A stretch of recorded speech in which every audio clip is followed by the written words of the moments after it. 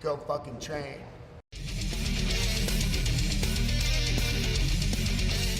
Herbalized podcast is back after a short hiatus over Christmas and New Year's and some sad technical difficulties when my Mac died on me. So I'm sorry it's taken a while to get everything back on track. I was able to save just about all the data from my computer, so everything from my trip away last year will still get out to you guys. I'll talk about that after the chat with Kurt. You'll hear what's in the mix as to who's coming on in future episodes. I think what I'll do is probably stagger the California stuff a little bit because there's some interesting stuff happening locally at the moment too. But for this episode, this was an awesome one. I got to hang out with Kurt Osiander, who runs Gracie Jujitsu in San Francisco. If you're not familiar with Kurt, he is pretty well known in the Jiu-Jitsu world. He runs a really awesome Move of the Week on YouTube. He's been the head instructor at Gracie Jiu-Jitsu in San Francisco for almost 20 years. He got his black belt under Gracie. He's an all-round badass, super nice guy, and we were able to catch up with him on a Saturday afternoon, and that's kind of when Kurt takes off for the weekend. He has Saturday afternoons and Sundays to himself and his family, and he was gracious enough after some training to chat with us for a little bit, and we got to have a cool chat with him, so I hope you enjoy it. So what's up? It's a Herbalized podcast, and we are here for the start of the sport and cannabis series, and there was no better way to kick it off than combining like three of my loves all in one: Jiu-Jitsu, California, and cannabis. And to kick it off, we are here at Gracie Jiu-Jitsu in San Francisco with the one and only Kurt Osiander. Kurt, give thanks for the time, man. Anytime. I was told don't do this. You're gonna be stigmatized as a maconero or a pothead. But I'm from California, man, and that's kind of cultural with us. We all grew up growing it, smoking it, and we never had any problems with it. And everybody was always like, "That's the gateway drug." Mm-hmm. It is. But I mean, if you go too far, that's just a personality thing. But we always pretty much smoked herb and trained a lot of jiu-jitsu, even to our masters, dismay. But that's okay. Sure. I mean, it's when I was thinking about doing this episode, there was a bunch of people I was going to reach out to, and they won't admit it, huh? That's the thing, right? I mean, in private, it's fine, but as a public thing. So, I mean, I appreciate you for yeah, fuck it, man. If I was ashamed of it, I wouldn't do it. That's what's up, and that's important. And that's the way I am with everything. If I was ashamed of it, I wouldn't fucking do it. So I'm not really ashamed of anything I do because I do it and I have control of it and I have fun and I like it. And if you don't fucking like it, then fuck you. Yeah, that's our whole approach at the Herbalized podcast, and we just want to let people know that just because you are a pothead or if you smoke some cannabis, it's not the end of the world and the sky ain't falling down. There's a lot of bad press for marijuana because of everybody's seen Reefer Madness, right? Yeah. So needless to say, that's the propaganda from the old days. But nowadays, if you want to use what's really good with marijuana, CBDs, anti-inflammatory, it'll relax your body, et cetera, without psychoactive, you don't get stoned. I don't know why you do that.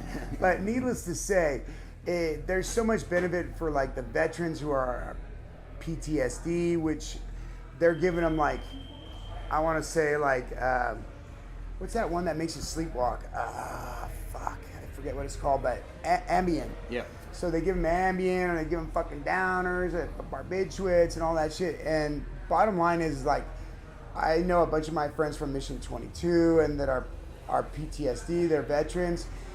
And I'm like, dude, why doesn't the government just give them, CBDs and some marijuana and let them fucking train jiu-jitsu? And they're like, Kurt, you have the best idea ever, but we're never going to send you to go talk to the fucking congressman or anybody else because you're too blunt. I'm like, all right, well, as long as you guys get it done. Yeah, well, you know, in Israel, they actually, I mean, they have a huge medicinal program there, but PTSD is the one thing the government subsidized for. I imagine they have a lot of that over there in Jerusalem. Yeah. You know?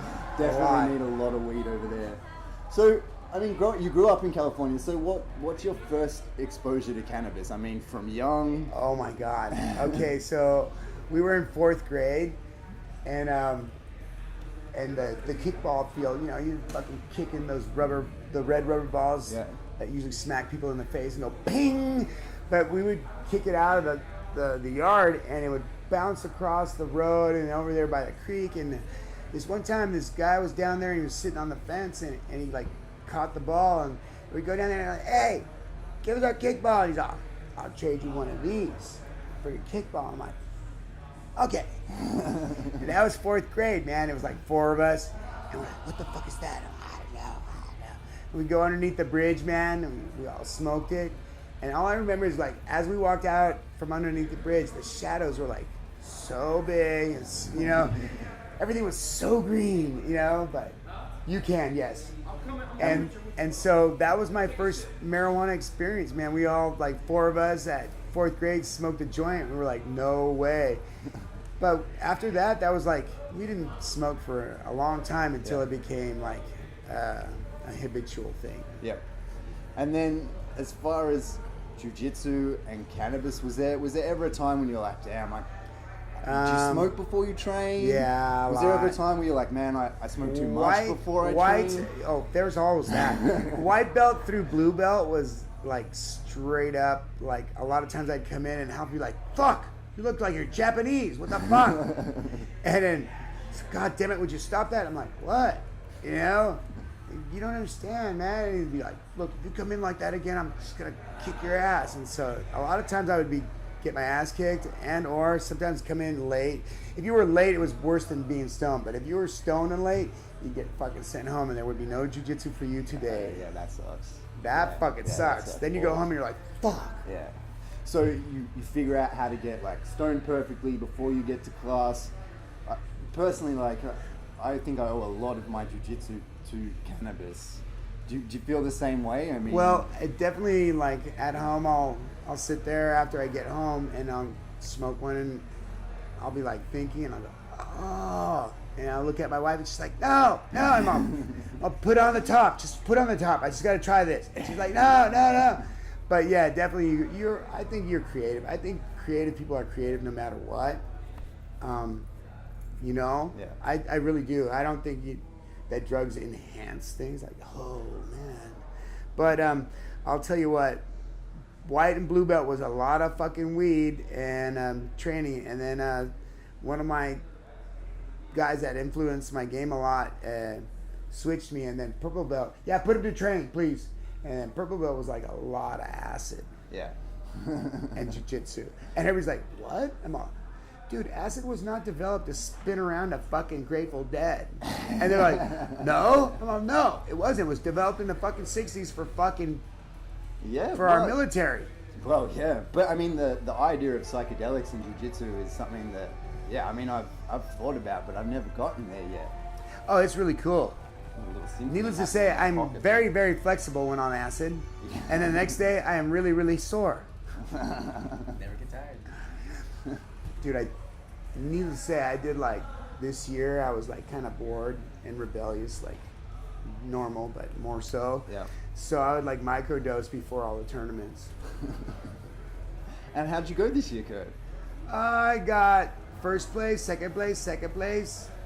I mean, I did really well. I do really well because I don't slack. I'm not a fucking slacker. Yeah. I fucking train really fucking hard. I do my physical preparation. I train every day. I drill. I do everything like I always was taught to do by health. And then And to a lot of people, that might sound like crazy. Yeah, like how can you be the guy who's smoking weed but still remaining so physically dedicated? That's what I laugh about, because maybe a lot of people hate, and I came off the mat after winning, and I was like, you guys are like, fuck, that was super badass, and I'm like, fuck yeah, and these guys think it because I got fucking long hair, I'm some sort of fucking faggot. Fuck them, you know? I got long hair. I'm not a fucking hippie, man. I hate hippies. I kill them. No, my wife's a hippie, but I have long hair for totally different reasons. It's just like, that's like how my being should be, and I'm a barbarian, and I like my hair. Yeah. And so everybody's like, oh, we thought you were a hippie. I'm like, fuck that shit. I fucking got guns. I like guns, and I'm totally a military, like, kind of crazy person, so. Yeah. And as far as like your cannabis smoking and your artwork, do they go hand in hand as well? Totally. Yeah.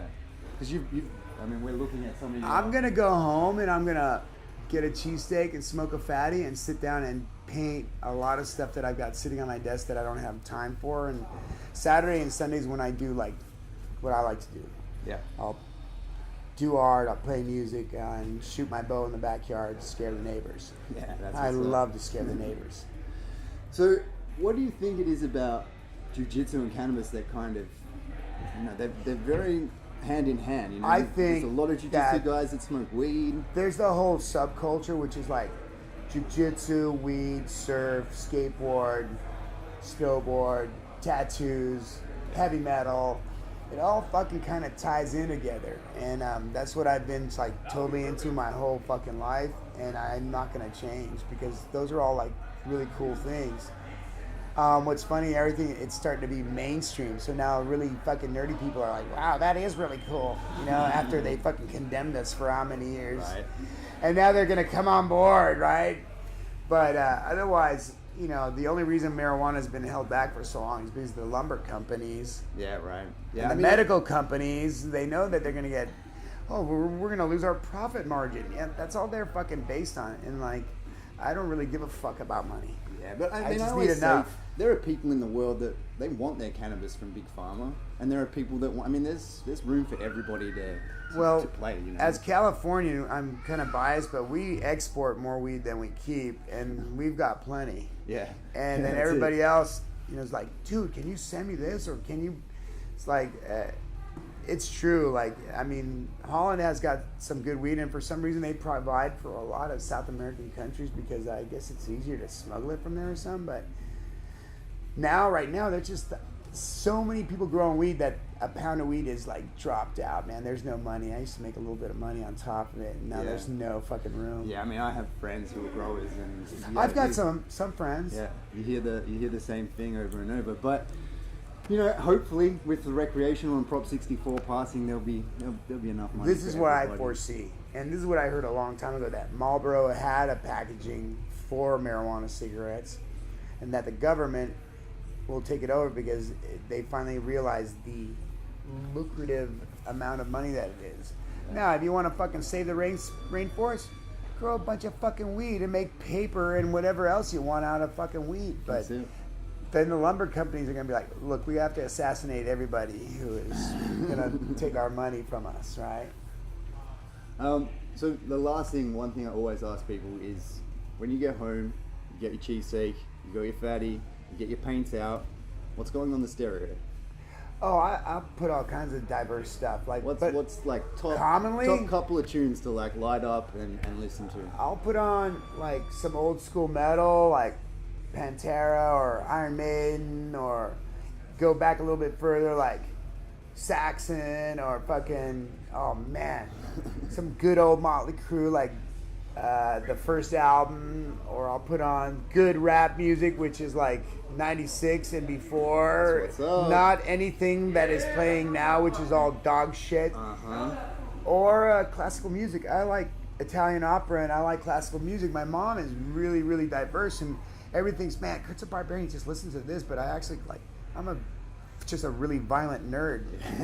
I listen to fucking classical music. Best kind of nerd there is. I fucking collect art, and I like to do art and shit. And choke people out. And that's the things. These are a few of my favorite things, right? Yeah, that's what's up. Kurt, man, we appreciate it. Give thanks for the time, and thanks for having us. Anytime, man. Yeah. So there you have it, the first of the Cannabis and Sport series. Kurt Osiander, thank you so much, Professor. I really appreciate the time that you spent with us, and also being so candid and forthcoming about everything in that chat. It was really great. I've stopped through San Francisco a bunch of times, and the guys there at Kurt's Academy, Kurt's always there. No matter what day or time I seem to turn up, that guy's always there sweating on the mats. And they've always been super nice in inviting me to come in and train whenever I'm in town. So thanks again for that. We really appreciate it. We hope you guys enjoyed the chat. It was short. Kurt, you know, he had the rest of his weekend to go hang out. We were lucky enough to get some time from him. So what's coming up with the Herbalized podcast? As I said, the great computer crash of 2017 saved all the data from the Cali trip. So I'm going to put that out, but I think I'm going to mix it up. So not necessarily all one after the other, because there's some cool local stuff happening. I'm going to meet with Lauren soon, probably next week, from This Week in Weed TV. We did the second episode of the Herbalized podcast together. So we're going to have a look at what's happening in Australia. It's been a while since we checked in on the local scene, and there's been a lot of cannabis press about, some of it a little bit misleading, a lot of people not too sure on what's happening. There's also been some pretty recent changes to bills which might have a significant impact on the future of medical cannabis, not medical marijuana, in Australia. Looking to catch up with the guys from Dysfunctional Glass as well, so that'll be a great podcast. And also going to get back together with Matt Riley, because in April will be the official 420 picnic from the free cannabis community. So we'll have Matt coming up soon. We'll have Dysfunctional Glass coming up soon. Just recently, Steve Maxwell was in town. If you're familiar with Steve Maxwell, he's a strength and conditioning coach. He's also a Jujitsu guy. Pretty famous in the Jiu-Jitsu scene, definitely in the strength and conditioning scene for sure. He's been on the Joe Rogan podcast a bunch of times. He was in Melbourne recently doing some seminars on mobility, on breathing, on Jiu-Jitsu, on kettlebells.